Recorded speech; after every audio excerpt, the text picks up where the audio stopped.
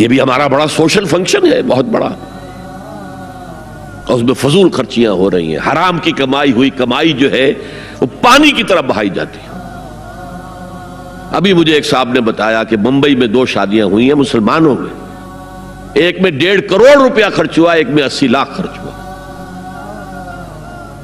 ہم نے وہاں اصلاحی تحریک شروع کی، ضیاء الحق صاحب نے بھی کوشش کی تھی، آرڈیننس پاس کیا تھا، لیکن یہ چیزیں قانون سے نہیں۔ آپ کہیں کہ کسی دعوت میں 50 سے زیادہ مہمان نہیں آئیں گے، وہ 100 آ گئے تو زیادہ زیادہ یہ ہوگا پولیس والوں کو رشوت کا کھاتا کھل گیا، جو یہ پیسے لے جائیے صاحب۔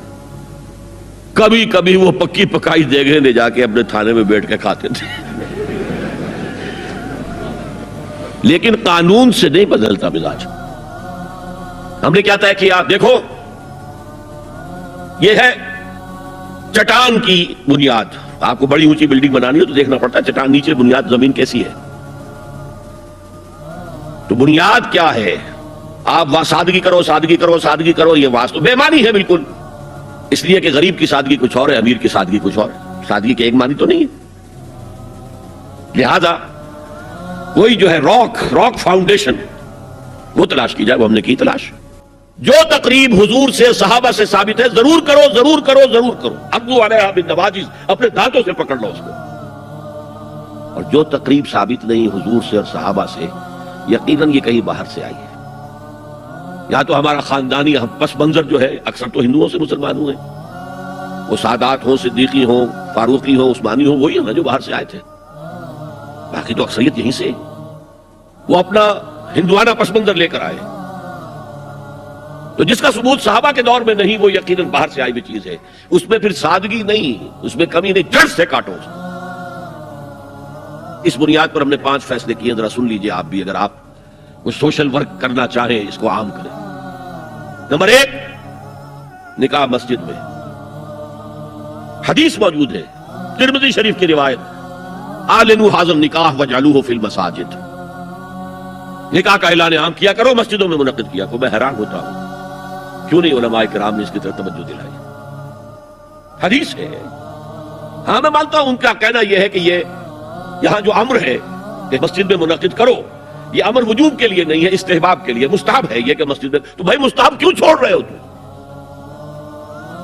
اس لیے چھوڑنا پڑتا ہے، مولوی بیچارے کی حیثیت ہے ہی نہیں معاشرے میں کہ وہ کہے جناب یہاں آئیے میرے پاس، میں نہیں آؤں گا آپ کے گھر نکاح پڑھانے کے لیے۔ وہ اپنا رجسٹر بغل میں دبائے بیٹھا سوکھتا رہتا ہے۔ وہ تو آنی تھی بارات عصر کے وقت، مغرب بھی جا رہی، آئی نہیں، وہ بیٹھا غریب۔ پہلے 20-30 روپے ملتے تھے، اب 200 300 400 ملتے ہیں، اور کیا ہے۔ میں نے انہیں یاد دلایا، دیکھو شرم کرو، عیسائیوں نے آج تک اپنے چرچ کی اور اپنے پادری کی عزت یہ رکھی ہے کہ شہزادے اور شہزادی کی شادی ہوگی وہ بھی پادری چرچ میں آئیں گے۔ شہزادے کی شادی ہو رہی ہے تو جو ان کی پارلیمنٹ کے ساتھ ہے چرچ، وہاں شادی ہوگی، وہاں پردہ نہیں ہے، لڑکا لڑکی دونوں آمنے سامنے کھڑے ہو کر قول و قرار کریں گے۔ ہمارے ہاں پردہ ہے تو اس لیے لڑکی کے گھر بھی جائیں گے تو لڑکی تو محفل میں نہیں آئے گی، لڑکی کا ایک وکیل ہوگا، وہ وکیل اجازت لے کر آئے گا، 2 اس کے گواہ ہوں گے، اس کے سامنے اجازت لی گئی، پھر وہ نکاح خواہ کو اجازت دیں گے، وہ نکاح پڑھا دیں گے۔ پہلی بات یہ ہو گئی کہ نکاح مسجد میں۔ نمبر 2، نکاح کے موقع پر کوئی دعوت کام نہیں، کوئی ثابت نہیں، دعوت طعام صرف ایک ہے، وہ ولیمہ ہے۔ اور اس قدر معقول بات ہے، سب باپ اپنے سینوں پر ہاتھ رکھ کر سوچیں اور میری بات سنیں، کیا بیٹی کو گھر سے رخصت کرنے کا وقت جو ہے وہ خوشی کا وقت ہوتا ہے؟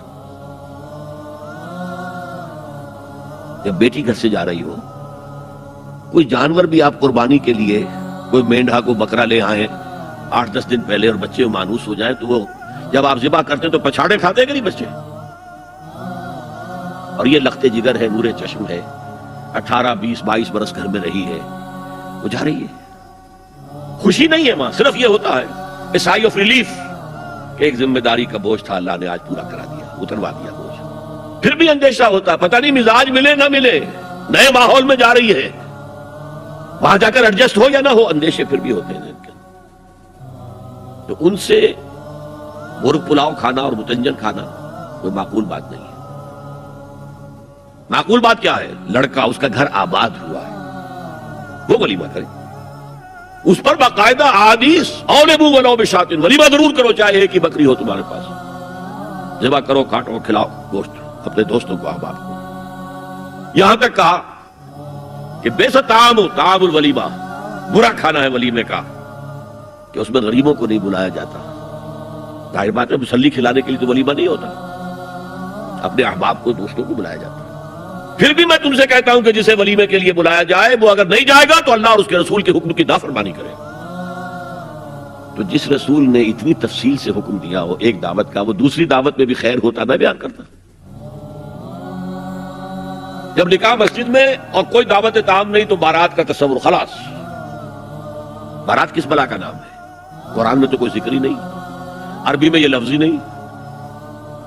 اجتماعی طرفین مسجد میں ہوا، نکاح ہوا، لڑکی کو حضرت فاطمہ کو رضی اللہ تعالی عنہا کچھ خواتین جا کر چھوڑ آئی تھی اس حجرے میں جو ایک انصاری صحابی نے حضرت علی کو دیا تھا۔ ان کا تو کوئی گھر بھی نہیں تھا، کوئی حضرت علی آئے ہوں اور آ کر وداع کرا کے لے کے گئے ہوں۔ چوتھی چیز، جہیز کا کوئی تصور اسلام میں نہیں، خالص ہندوانہ رسم، خالص ہندوانہ رسم، خالص ہندوانہ رسم۔ ہندوؤں میں کیوں ہے؟ وہ اس لیے ہے، معقول بات ہے کہ لڑکی کا وراثت میں کوئی حصہ ہی نہیں، وہ تو جب گھر سے نکل رہی ہے وہ دے دلا کے رخصت کر دو، دان دہیج، یہ خیرات ہے، لڑکی کا حق کوئی نہیں ہے گھر پر۔ اسلام میں تو لڑکی وارث ہے، والد فوت ہوں گے وراثت تقسیم ہوگی، والدہ فوت ہوگی کوئی ان کی ہے ملکیت تو تقسیم ہوگی۔ شادی کے موقع پر کوئی جہیز اسلام میں نہیں، قطعاً نہیں۔ غلطی سے حضرت فاطمہ کے جہیز کو جہیز کہہ دیا گیا، وہ جہیز کیا تھا؟ ایک پیسہ بھی حضور کے اپنی جیب سے نہیں تھا۔ اس شادی میں خاص بات کیا تھی کہ دولہا کے ولی بھی حضور ہی ہے، اور کون ہے؟ علی کا کون تھا مدینے میں، اور دلہن کے والد بھی حضور ہے۔ اب حضور پوچھتے ہیں حضرت علی سے تمہارے پاس مہر دینے کے لیے کچھ ہے؟ عرض کیا میرے پاس تو کچھ نہیں ہے۔ وہ فقراء صحابہ میں سے تھے، فرمایا مہر تو دینا ہے، تمہارے پاس ایک زرہ ہوتی تھی؟ جی ہاں زرہ تو ہے۔ انہوں نے یہ سمجھا زرہ تو جہاد کے لیے ہے، کوئی دولت تو نہیں ہے۔ فرمایا جاؤ اسے بیچو یا گروی رکھ کے قرض لے کر آؤ۔ وہ گئے، حضرت عثمان نے خرید لی